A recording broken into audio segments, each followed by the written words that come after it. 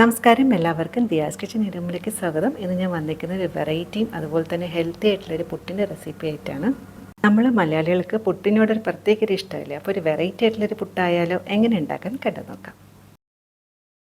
അതിനായിട്ട് ഞാനിവിടെ 1 കപ്പ് വെള്ള പുട്ടുപൊടി എടുത്തിട്ടുണ്ട്.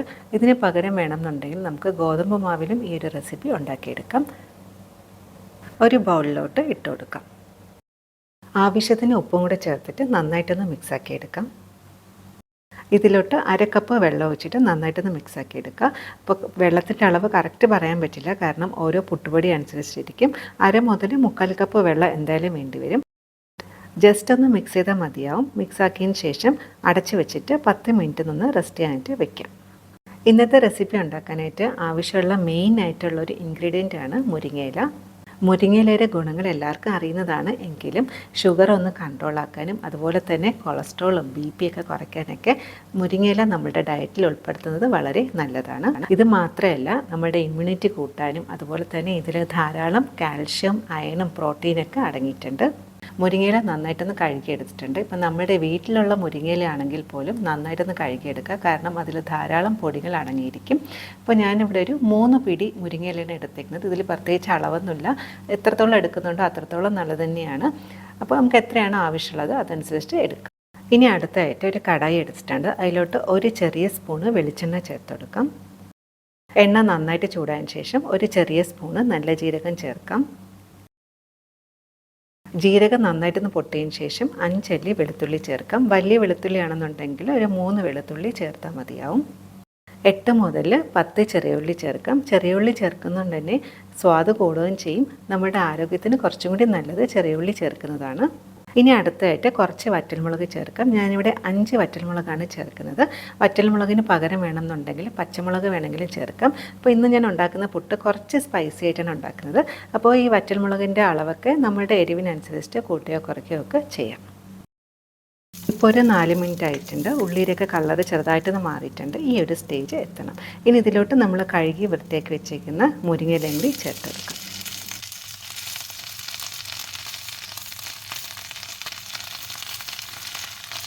ഇനി മുരിങ്ങയില ചെറുതായിട്ടൊന്ന് വഴറ്റിയെടുക്കണം. മുരിങ്ങയില ഒരിക്കലും ഓവർ കുക്ക് ചെയ്യില്ല, എന്നാൽ അതിൻ്റെ ഗുണങ്ങളൊക്കെ പോവും. അതുകൊണ്ട് തന്നെ ഇത് ചെറുതായിട്ടൊന്ന് വാടി കിട്ടിയാൽ മതിയാവും. പിന്നെ ഇതിലോട്ട് കുറച്ച് ഉപ്പ് ചേർക്കാം. മുരിങ്ങയിലയിൽ കുറച്ച് ഉപ്പിൻ്റെ അംശം ഉണ്ടാവും. അതുകൊണ്ട് തന്നെ ഉപ്പ് ചേർക്കുമ്പോൾ വളരെ കുറച്ച് ഉപ്പ് മാത്രം ചേർത്താൽ മതിയാവും. ആവശ്യമുണ്ടെങ്കിൽ നമുക്ക് പിന്നെ ചേർക്കാം.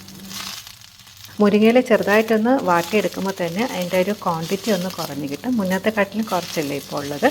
അപ്പോൾ ഇതൊരു മാക്സിമം ഒരു 2 മിനിറ്റ് എല്ലാം കൂടി ഒന്ന് മിക്സാക്കി എടുക്കാം. ഇപ്പോൾ ഒരു 2 മിനിറ്റ് ആയിട്ടുണ്ട്. ഇത്രയും മതിയാവും. ഇനി ഗ്യാസ് ഓഫാക്കാം. ഇനി ഇത് ചെറുതായിട്ട് തണുക്കാനായിട്ട് വെയിറ്റ് ചെയ്യാം. ഈ സമയം കൊണ്ട് നേരത്തെ റെസ്റ്റ് ചെയ്യാൻ വെച്ചിരുന്ന മാവ് എന്തായെന്ന് നോക്കാം. ഇപ്പോൾ നോക്കൂ, പുട്ടിൻ്റെ മാവ് നല്ല പെർഫെക്റ്റായിട്ട് കിട്ടിയിട്ടുണ്ട്. നമ്മൾ ആദ്യം കുറച്ച് വെള്ളം ഒഴിച്ചപ്പോൾ കുറച്ച് വെള്ളം കൂടിപ്പോയിട്ടുണ്ടാകുമെന്ന് വിചാരിച്ചിട്ടുണ്ട് അല്ലേ. അപ്പോൾ ഇപ്പോൾ നോക്കൂ, പുട്ടിൻ്റെ മാവ് നല്ല പെർഫെക്റ്റായിട്ട് കിട്ടിയിട്ടുണ്ട്. ഇനി ഇതെല്ലാം കൂടി ഒന്നും കൂടി ജസ്റ്റ് ഒന്ന് മിക്സാക്കി എടുക്കാം.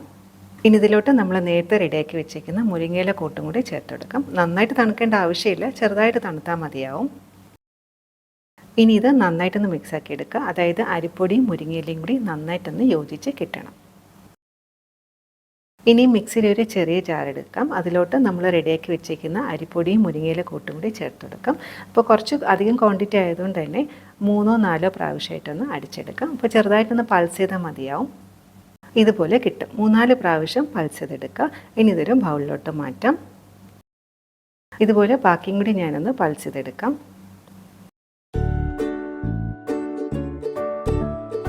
അങ്ങനെ മാവ് മുഴുവനായിട്ട് പൾസ് ചെയ്തെടുത്തിട്ടുണ്ട്. ഈ ഒരു രീതിയിലാണ് ആയി വരുന്നത്. അപ്പോൾ ഇതിൽ ഉപ്പ് നോക്കുക. ഉപ്പ് ആവശ്യമാണെങ്കിൽ ഉപ്പ് ചേർക്കുക. ഞാൻ ഉപ്പ് നോക്കിയപ്പോൾ കുറച്ച് ഉപ്പിൻ്റെ ഒരു കുറവുണ്ടായിരുന്നു. അപ്പോൾ കുറച്ച് ഉപ്പും കൂടി ചേർത്തിട്ടുണ്ട്.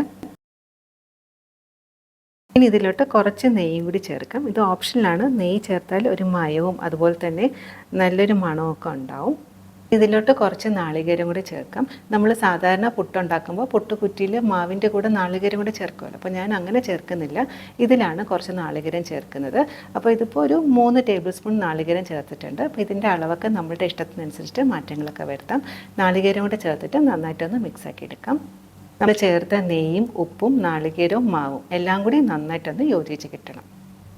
മാവ് നന്നായിട്ട് മിക്സാക്കി എടുത്തിട്ടുണ്ട്. മാവ് പാകത്തിന് നനച്ചെടുത്തോ എന്ന് അറിയാനായിട്ട് ചെറിയൊരു ടിപ്പുണ്ട്. അതായത് ഇങ്ങനെ ഒന്ന് പിടിച്ചു നോക്കുക. എന്നിട്ട് ഇതിങ്ങനെ പൊടിഞ്ഞു പോകണമെന്നുണ്ടെങ്കിൽ മാവ് നല്ല പെർഫെക്റ്റായിട്ട് നനച്ചെടുത്തു എന്നുള്ളതാണ്. നമ്മൾ സാധാരണ പുട്ടുണ്ടാക്കുന്ന മാതിരി പുട്ടുണ്ടാക്കി എടുക്കാം. പുട്ടിന് മാവ് നിറയ്ക്കുമ്പോൾ ഇങ്ങനെ ഒരു പ്ലേറ്റിന് മുകളിൽ പുട്ടുകുറ്റി വച്ചിട്ട് മാവ് നിറയ്ക്കുകയാണെന്നുണ്ടെങ്കിൽ കൗണ്ടർ ടോപ്പ് ക്ലീനായി തന്നെ ഇരിക്കും. ഇനി ഇതിൽ മാവ് നിറച്ചെടുക്കാം. ഇനി ഇതിൽ ഞാൻ എക്സ്ട്രാ നാളികേരം ചേർക്കുന്നില്ല. ഇപ്പോൾ നാളികേരം ചേർക്കണം എന്നുണ്ടെങ്കിൽ നമ്മൾ സാധാരണ പുട്ടുണ്ടാക്കും മാതിരി ഇടയ്ക്കൊന്ന് നാളികേരം ചേർത്ത് കൊടുക്കാം. പുട്ടുകടത്തിൽ വെള്ളം ചൂടാകാനായിട്ട് വെച്ചിട്ടുണ്ട്. ആവി നന്നായിട്ട് വന്ന് തുടങ്ങിയിട്ടുണ്ട്. ഇനി ഇതിലോട്ട് നമുക്ക് പുട്ടുകുറ്റി വെച്ചിട്ട് ഒരു 10 മുതൽ 15 മിനിറ്റ് നിന്ന് വേവിച്ചെടുക്കാം. ഇപ്പോൾ തന്നെ ഒരു 10 മിനിറ്റ് കഴിഞ്ഞിട്ടുണ്ട്. ആവി നന്നായിട്ടൊന്ന് വന്ന് തുടങ്ങിയിട്ടുണ്ട്. മുരിങ്ങയില ചേർത്തുകൊണ്ടൊക്കെ തന്നെ പ്രത്യേക ഒരു മണമാണ് വരുന്നത്. പുട്ട് റെഡി ആയിട്ടുണ്ട്. ഒരു പ്ലേറ്റിലോട്ട് മാറ്റാം.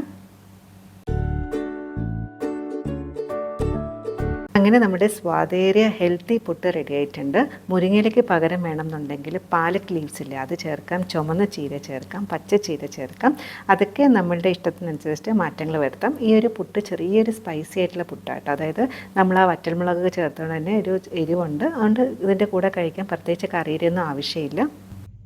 ഞാനൊന്ന് കഴിച്ചു നോക്കിയപ്പോൾ എനിക്ക് നല്ല ഇഷ്ടപ്പെട്ടു. അതായത് ചെറിയൊരു എരിവുണ്ട്. പിന്നെ നമ്മൾ പഴവും കൂടെ ചേർത്ത് കഴിക്കുന്നുണ്ടെങ്കിൽ കുറച്ച് എരിവും കുറച്ച് മധുരം. അപ്പോൾ ആ ഒരു കോമ്പിനേഷൻ ഇഷ്ടമുള്ള ആൾക്കാർക്ക് അങ്ങനെ കഴിക്കാം. അല്ലെന്നുണ്ടെങ്കിൽ വേവിച്ച കടലയോ അല്ലെങ്കിൽ പപ്പടമൊക്കെ കൂട്ടി കഴിക്കാം. അപ്പോൾ തീർച്ചയായിട്ടും ട്രൈ ചെയ്ത് നോക്കുക. വളരെ ഹെൽത്തി ആയിട്ടുള്ളൊരു പുട്ടാണ്. നമ്മൾ സാധാരണ പുട്ടുണ്ടാക്കുന്നതിനെക്കാട്ടിൽ കുറച്ചൊരു വേറിട്ട ടേസ്റ്റും ഒക്കെയാണ് ഉണ്ടാക്കുന്നത്. പിന്നെ ഈ ഒരു പുട്ട് ജീവിതശൈലി രോഗങ്ങളൊക്കെ ഉള്ള ആൾക്കാർക്ക് കഴിക്കാൻ പറ്റിയ പുട്ടാണ്. അരിപ്പുട്ടിന് പകരം വേണമെന്നുണ്ടെങ്കിൽ ഗോതമ്പ് പൊടി വെച്ചിട്ടും ഈ ഒരു റെസിപ്പി ഉണ്ടാക്കാം. ട്രൈ ചെയ്ത് നോക്കുക. ഈ റെസിപ്പി ഇഷ്ടപ്പെട്ടാൽ ഫ്രണ്ട്സും ഫാമിലിയായിട്ടൊക്കെ ഒന്ന് ഷെയർ ചെയ്തുകൊണ്ട് സപ്പോർട്ട് ചെയ്യണേ. അപ്പോൾ ഇതുപോലെ വേറെ ഹെൽത്തി റെസിപ്പി ആയിട്ട് കാണാം. താങ്ക്